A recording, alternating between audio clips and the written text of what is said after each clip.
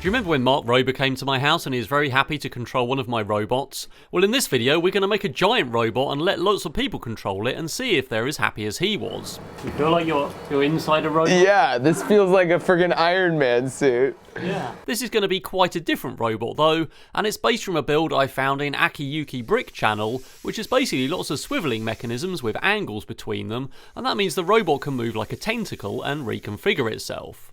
I actually did another build like this with 6 legs, and those worked in the same way, and that meant it could walk along. But in this case we're just going to make one giant tentacle, and that means cutting up some wood. So this is all 12mm plywood, and we've got lots and lots of pieces to make because we need to make several rings to make several rotating mechanisms. So here are the pieces laid out, and of course these glue together and they overlap, and that makes a giant ring. I wanted to get these as flat as possible, so I've bolted them through and clamped them in multiple places. And now we've got 2 sides which go together with some more overlapping pieces and a piece in the middle. I painted it black with some automotive paint, but now we need to put the mechanism in, so I'm printing this part here, which is a giant gear rack. Essentially, this is going to be 4 pieces, and these are printed on the Lolsbot Taz long bed printer with a 1.2mm nozzle, so some really chunky parts here. This is hopefully going to be super strong like all the 1.2mm nozzle parts I've done in the past, and this is going to be a really good test for some bigger mechanisms I want to make in future projects. Right, so this is obviously considerably bigger than the Lego example. This is just under 1 metre in diameter, it's about 900mm. We've got that gear track all the way round, and we're actually going to drive pairs of these rings against each other with a motor, with a spur gear that goes around here. So we need to put the middle in and put the other one on and do all of that stuff and make sure that they're nice and tight. But that's looking pretty good. There's going to be at least 3 of these altogether in the whole thing. Thanks to Simply Bearings for all the bearings in this project, which there are many of. These are skate-sized bearings with 8mm internal diameter holes, and I've also got some TPU tyres that I've printed here with 3D Fuel TPU. So these bearings press in either side, and that's going to make lots of little rollers, and that's going to make up a massive bearing for my big rings. Those were all mounted in some 3D printed mounts with a bolt through and some washers either side. So there's a lot of those per ring, I believe there's 10, and all of those are screwed in all the way round into the plywood, which is a really useful material to mount things to because we can just screw things to them. So now we've got this massive circular bearing with our gear track attached in the middle.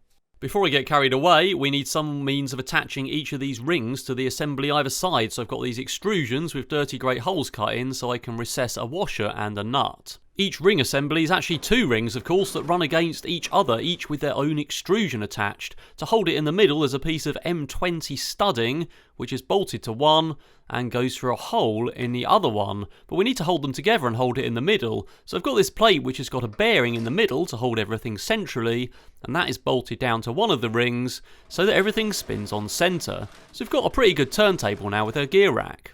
We've also got a thrust bearing, which goes in the middle of these pieces sandwiched together, and that means I can put the top on, do some nuts up on it, and that means that the whole thing will hold together and the rings won't just fall apart. And we'll do 2 nuts up against each other to lock it in place. I need to make 2 more of these, but before we do that, we're going to do some serious checking to check that things fit together and I'm not crazy and I haven't made them all wrong. So we're going to make the base for it and try and fit this on it. So that means it's chassis time!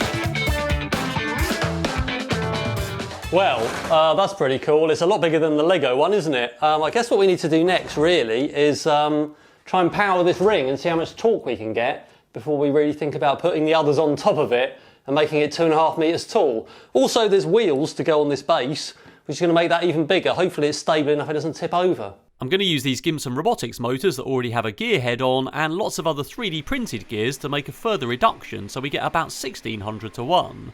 Again, I'm using the Lulzbot 1.2mm nozzle here to make really chunky gears. Thanks to 3D Fuel for the filament for this project, you can now get 10% off at 3dfuel.com with my special code and link, and I'll get a small commission. I've got this gear block assembly which has got the motor mounted in it on a plate and clamped in, and the gear on there has a keyway and a grub screw and nut holding it on. Onto there goes a big gear with little gears on it, and also some big gears which go onto our gear ring, and that will give us a 1600 to 1 reduction in total from the actual motor, including its internal gear head. So that is mounted to the extrusion and screwed onto the wood, and you can just about see that big gear meshing with the big gear track that we made before down here somewhere. So altogether this is going to be quite chunky and hopefully quite powerful. So here is a 12 volt test, and it's a 12 volt motor, so it turns but it's a bit slow. On 24 volts though it's much better, so I'll probably settle on running it on about 18 volts, but there'll be motion filtering, so there'll be acceleration and deceleration. So it's going to be fast enough if we ramp up and down to 24 volts, and I don't want it too fast because otherwise the whole thing, the torque of the bottom stage will tip the whole thing over. But how strong is it? So let's just power it up.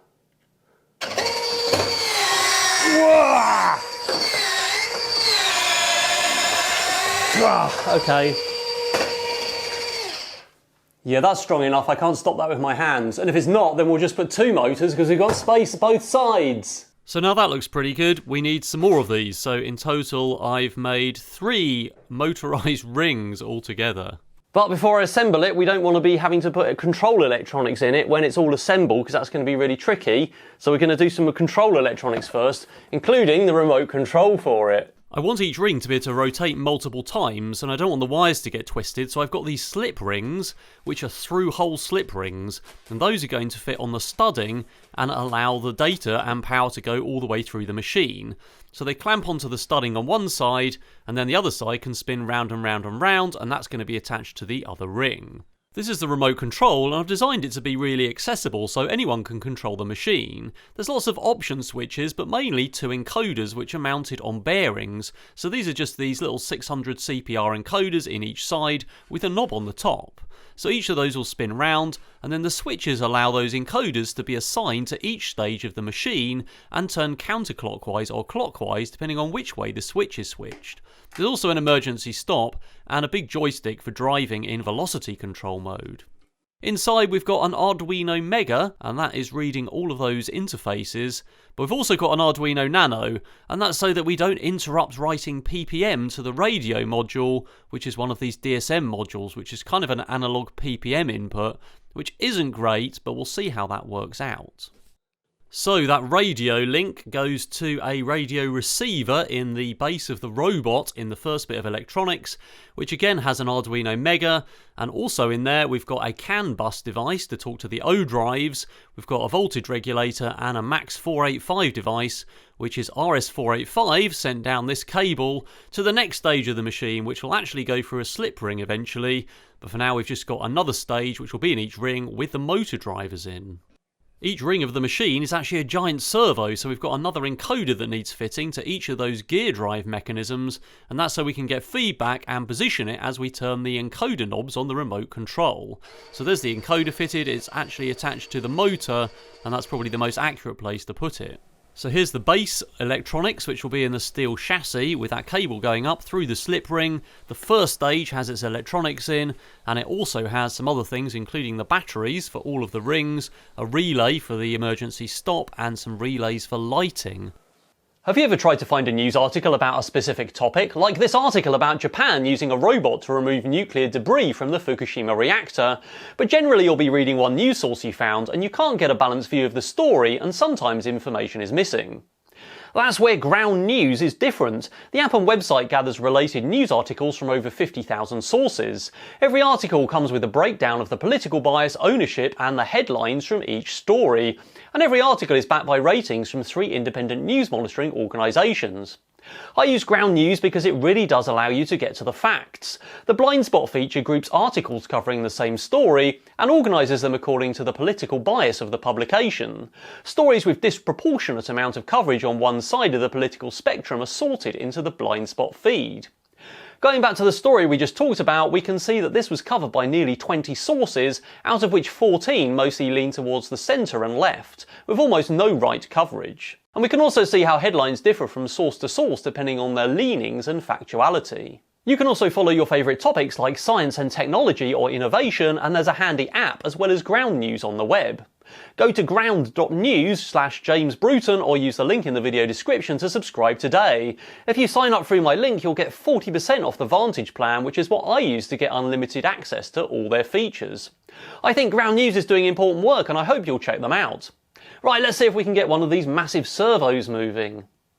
So now this whole thing operates like a giant servo. If I flick on the motor enable and decide which direction I want to turn it in, I can use this encoder to drive the whole thing.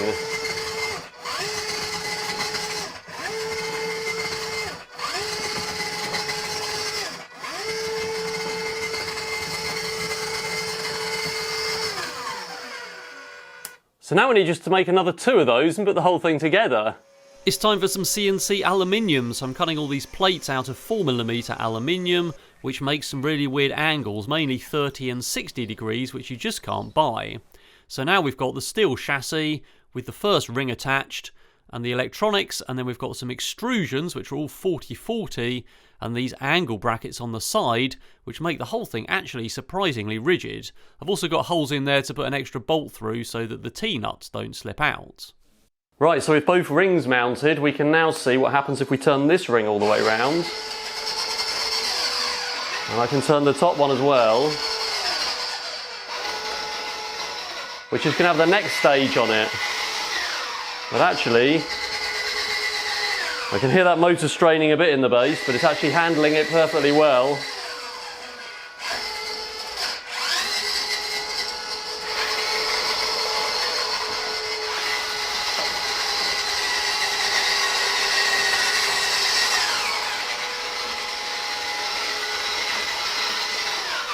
So even with this overhanging like this, I don't think, I can't really pull that over that easily, so hopefully with the next stage on it's going to be really stable, and we've still got at least 30 kilograms of wheels to go on and batteries and stuff in the base that'll hopefully help weigh it down a bit. One thing that's a problem that concerns me at the moment is that I'm using this PPM transmitter and iBus on the other end to get the data, and these units are quite cheap and there's quite a lot of jitter on the channels, which is fine if you can dead spot a joystick using for velocity control because it's stationary in the middle, but I can't dead spot the position. So what I've had to do is ignore small changes, and I've also got heavy motion filtering on it, but the result is there's quite a lot of lag. So if I move this controller a little bit, sometimes it moves and sometimes it doesn't do anything until I move it quite a lot. And then it'll move, and then sometimes we get a little extra bit where the filter settles and hits the jitter, or sometimes the jitter's too much and then it thinks it's real data. So I'm probably going to replace this radio link with something else I've got coming, and if that doesn't work, we'll have an umbilical, which is a posh word for a bit of wire. I'm really happy with the mechanical structure though. These extrusions are really rigid with those plates, which are 4mm, so there's no flex in that at all. So having put this together, I'm pretty confident it's going to work out. I wasn't really sure what was going to happen until we got to this stage. So I went ahead and put the second stage on, so we've got 2 of these pieces with funny angles and another piece that makes it level at the top. And I did actually go and make another gearbox assembly for that base stage, so we've got 2 motors driving that. So that's the last heavy bit on the top, but what happens if we tip it over at this ring? We need to know if it all just tips over, so let's give that a go.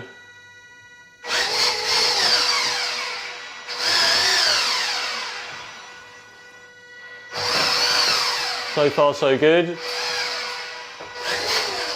Okay, well, okay, it's a bit easier to tip, but we still have some heavy wheels to go on it. And actually, it's still perfectly good. That steel base weighs quite a lot. So now let's, okay, be careful with this.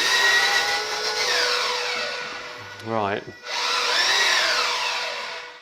I decided to make that DSM unit redundant, so I've just unwired it, and instead I've got some ESP32s, and we're using ESP Now, which is a Wi-Fi protocol where you just chuck digital data at a MAC address, and it seems really rock solid reliable. So now everything's digital all the way, and that means there's not too much lag, We've still got motion filtering, but now everything is so much more responsive, and I feel really confident that people are going to feel empowered when they control this, because it's going to be a much better experience where they really feel that they're controlling the machine. It's time to put the wheels on. I'm stealing 2 of the wheels from one of the Omni bike projects, but we need to make a third one so that we've got 3 Omni wheels. So it's time to cut up some wood again. These wheels are made of some various plywood plates which are overlapped and glued and screwed together. We have the tyres are printed again on Lulzbot printers with a 1.2mm nozzle in 3D Fuel TPU.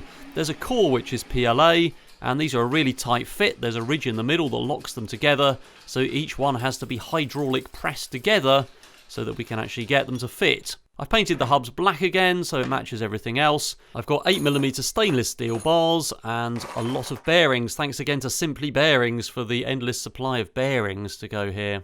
Right, all of those are fitted into the wheels.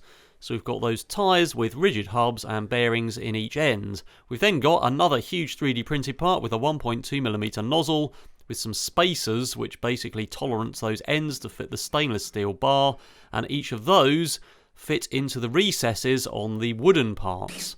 So with all of those screwed down, we can put all of the wheels on, and that gives us 6 wheels on each side, and those are pretty tough basically and really heavy as well.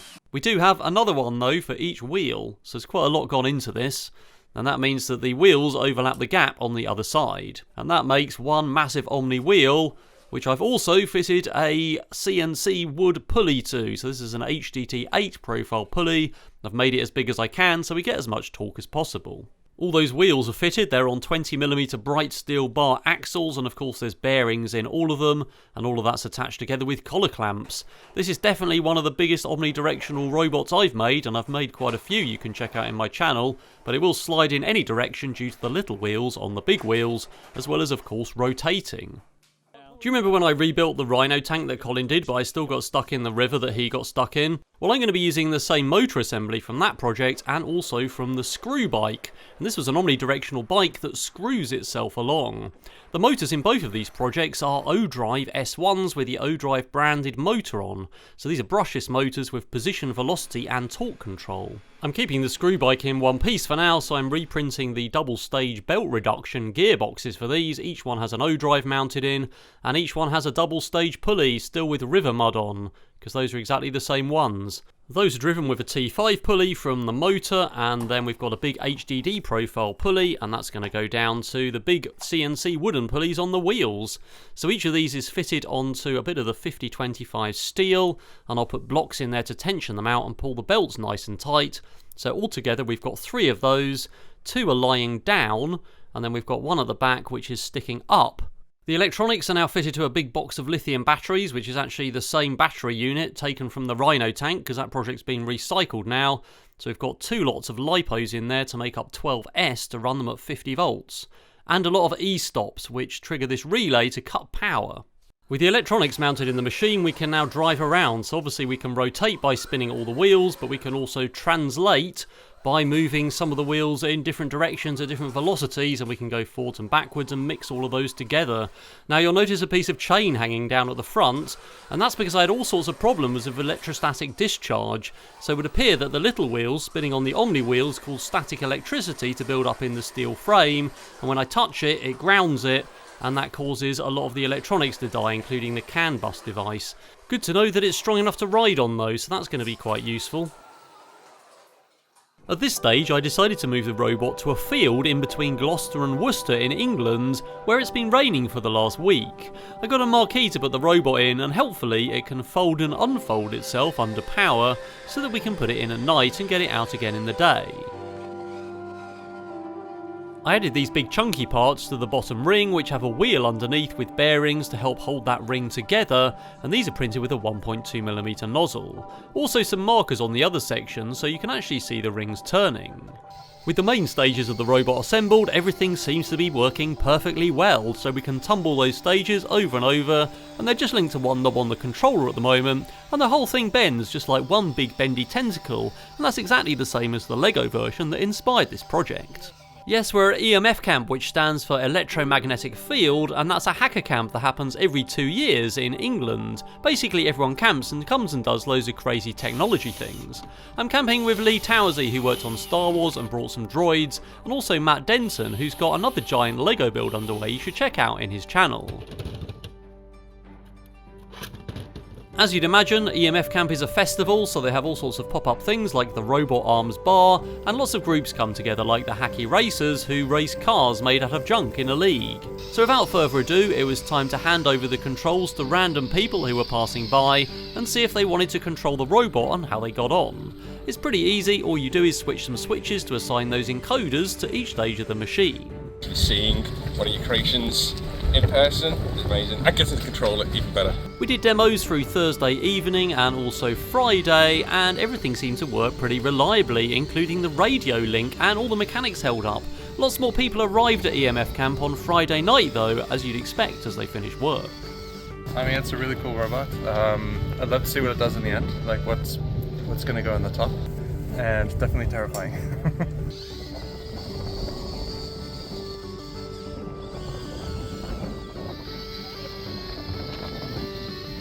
3D printed. Yeah. All the orange is 3D printed. Wow, that is. And the wheels.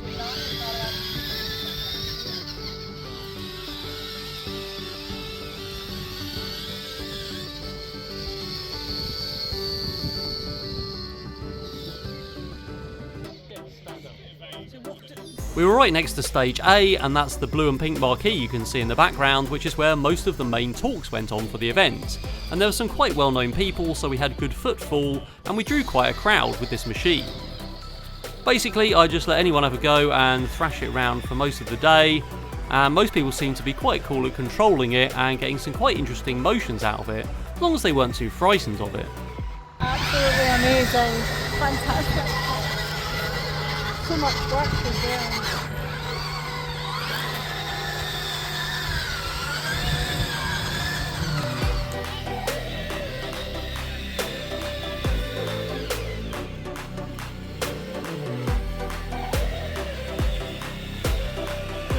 We were well into Saturday by now, and lots more people had arrived at EMF Camp, and it seemed like quite a few more glitches were happening with the robot. It was really cold at night, so I ended up pitching my tent in the van. It was actually freezing temperatures, so the robot got frozen every night, but I had installed lights for nighttime demos.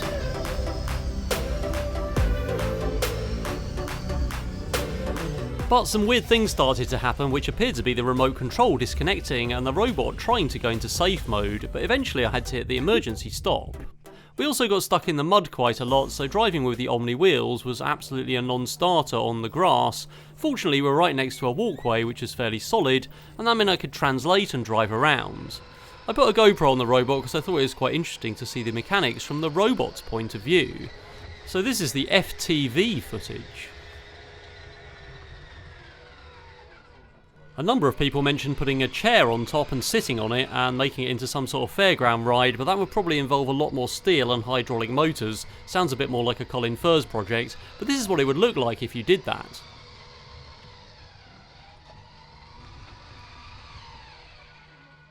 But finally, it's time for the manipulator, which is another bendy tentacle with a gripper on. Most underwhelming gripper of the week.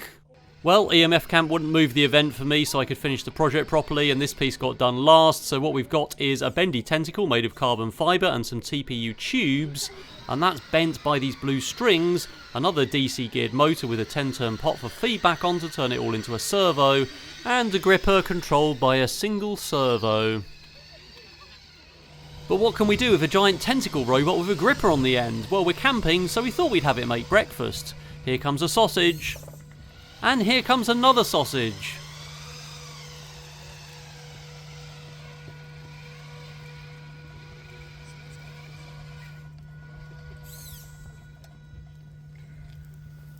Perfectly cooked sausages. But we're going to need some sauce. And if you're wondering what the hum is in the background, it's the 3 200 kilowatt generators powering the whole site.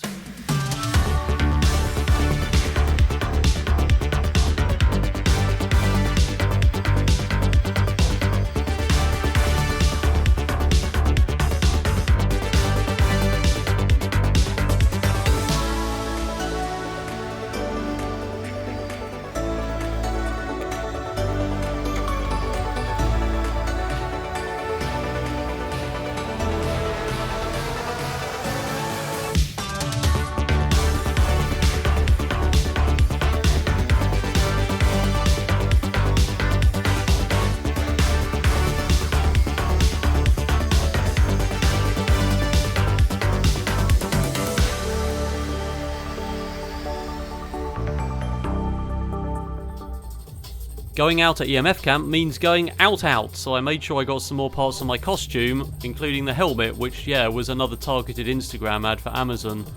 Embarrassingly, some other people already brought mirror balls though, but never mind, I think it was popular. The null sector's a massive installation with lasers coming out of it. Oh, and also fire coming out of it. There's a container city full of installations with all sorts of interesting things in that people have brought.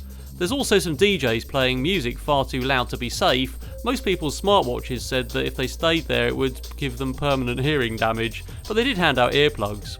There's also loads of other crazy things, including a cut and shut Little Tykes car made of lots of little Tykes cars, and Henry Hoover, the petrol-powered scooter riding in the back. Oh, and a DJ with owls on his helmet, making music with this pig somehow without touching it. And if you ever come to EMF Camp, you'll find some of your favourite content creators. I'm a dinosaur!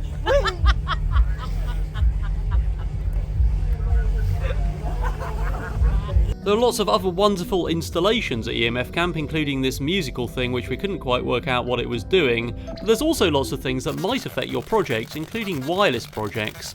I'm not blaming the satellite guys, but the closer I got, the worse my remote control got. I guess the 2.4 GHz space is highly contested there as more people arrived.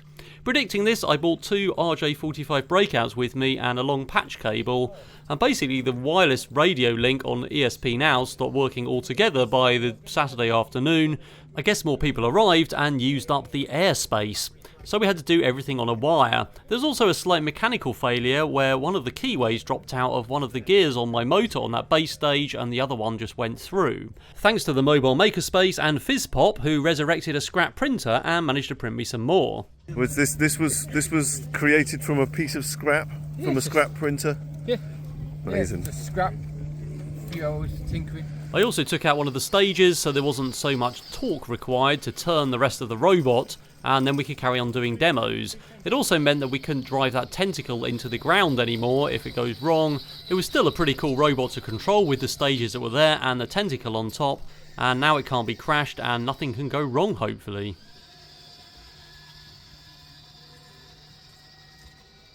Some people even manage challenges like picking things up and putting them down in different places, which is quite impressive because it's actually quite hard to work out where the end's going to go. Victory!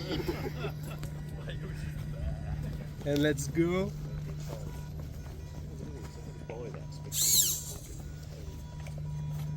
Hooray! Hooray! It was just about possible to pick up a cone, which is very difficult considering that the gripper is slippery, but just like the fairground, it was suddenly gone. And with that, it was finally the last night of EMF Camp for another 2 years, because that's how often it runs. But there was still time for one very special robot operator who seemed to form an emotional bond with the machine.